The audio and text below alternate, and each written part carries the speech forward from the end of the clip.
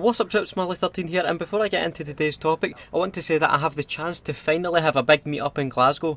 Finally. People have been asking for this for quite a while now, and I actually have a great opportunity to do one now through the Resonate Gaming Festival, which is a huge gaming festival which is going to take place from July 29th to the 31st. I'm sure it's the first of its kind in Glasgow. It's at the SECC, and it's going to be a huge festival of games, tournaments, YouTubers, you name it. It's going to be a great time. I'm going to be a guest there as well as loads of other Scottish YouTubers, so there's a chance to be maybe Q&As or panel talks, stuff like that. I might even be able to convince Noodles to go as well. That is a long shot though. I'd love to meet loads of you there though, so if you want a ticket to Resonate, I'll have a link down in the description that will take you right there. I hope to catch a few of you at the festival. Anyway, moving on to the topic of today's video, music, or tunes rather. Some of you may know where this is going, but back in the day from around 2006 to 2009, there was a real passionate movement for shite but at the same time great music. I know it was 2006 because everyone was in the mix 2K6, then it was in the mix 2K7, but that didn't quite work out. All the wee bams, which included myself, no shame, were all suddenly into homemade techno tunes,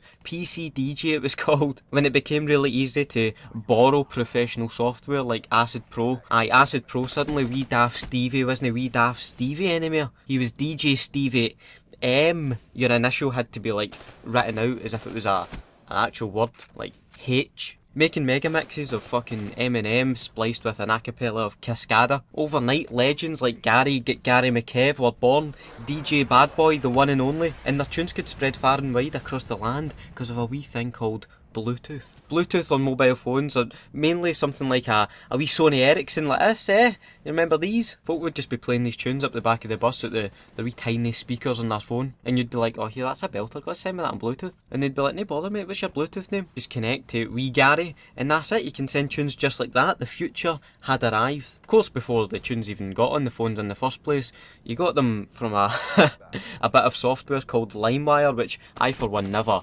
ever used, and neither did you.